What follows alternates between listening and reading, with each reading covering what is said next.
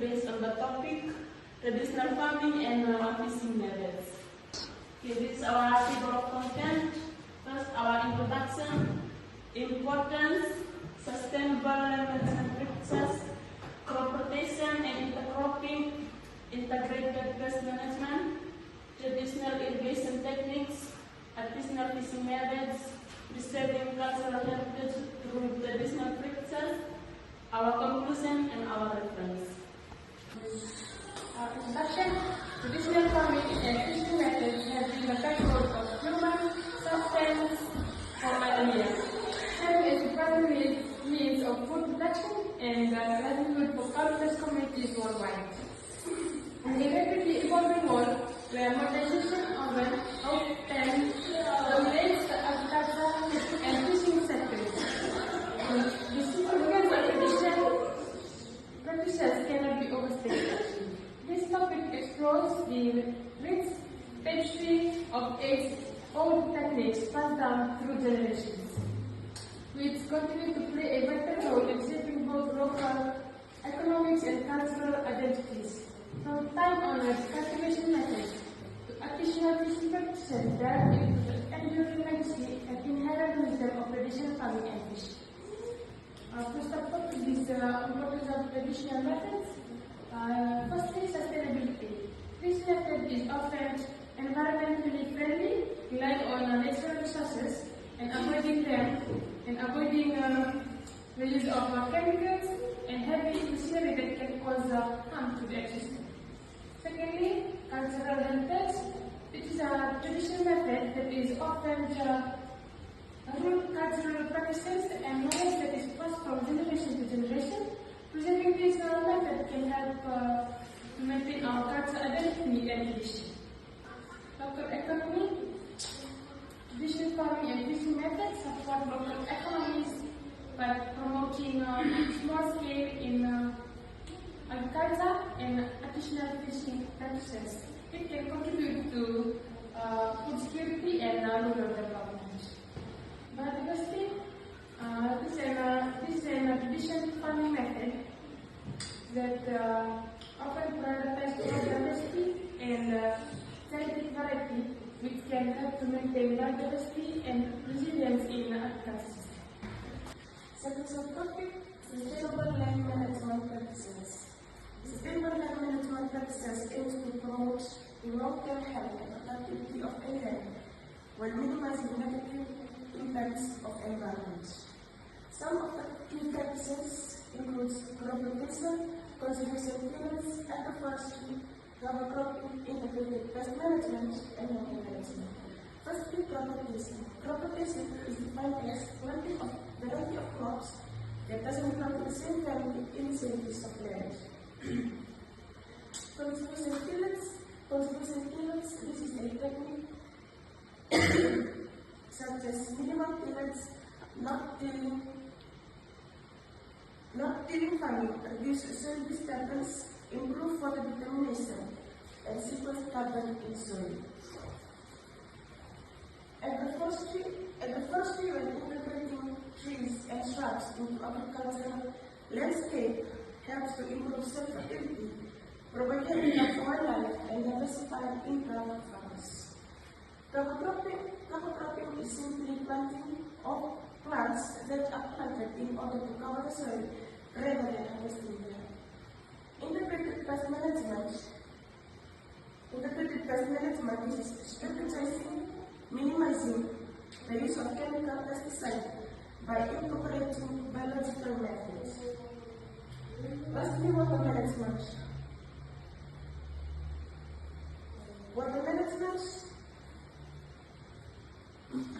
Practices such as drip irrigation, rainwater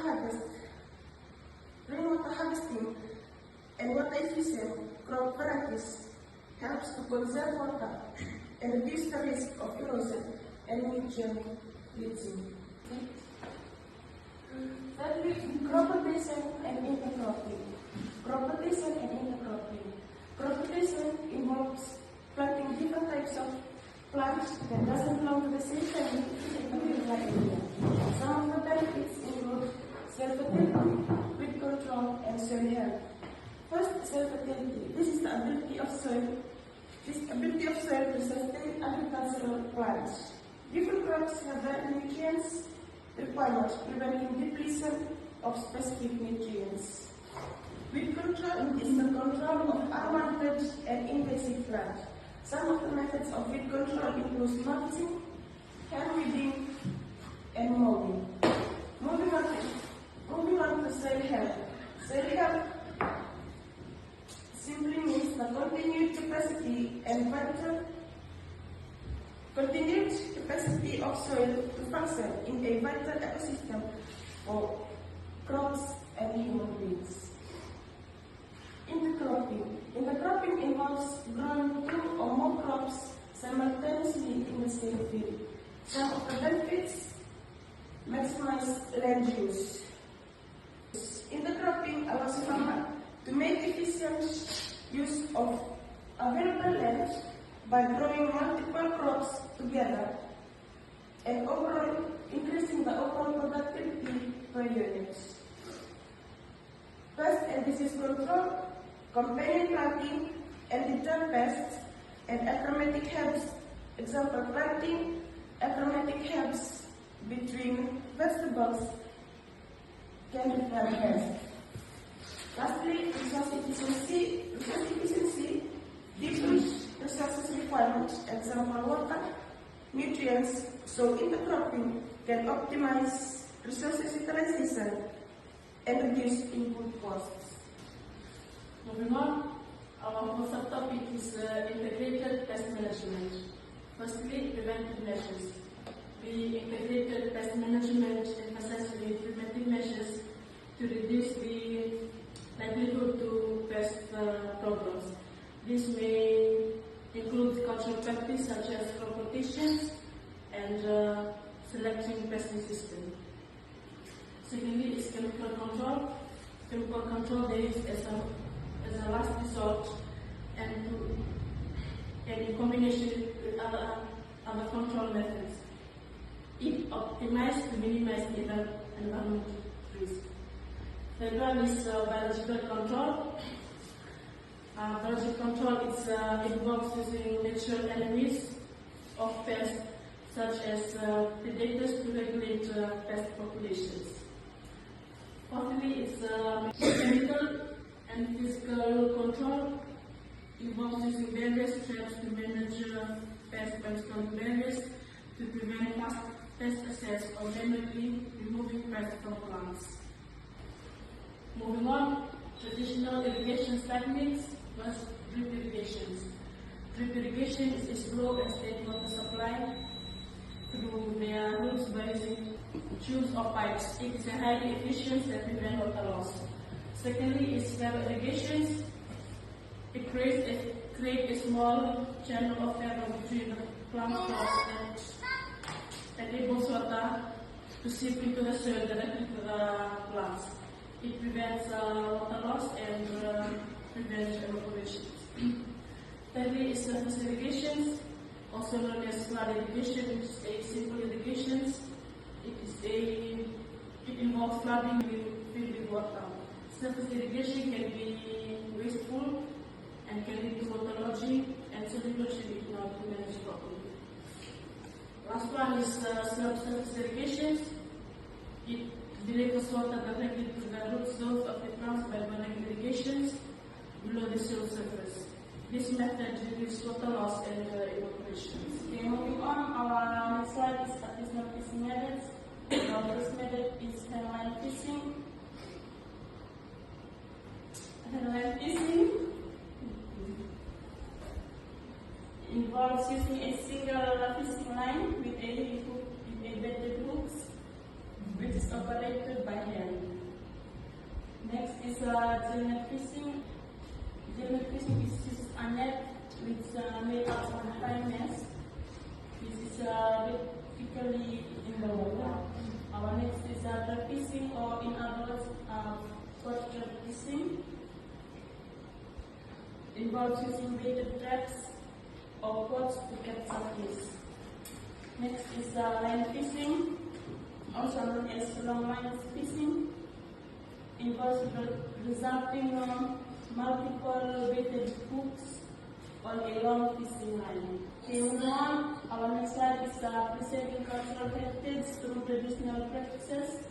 Our first slide is connecting to identity. Connecting to identity, traditional practices are deeply intertwined with cultural identity and heritage. Fostering social cohesion,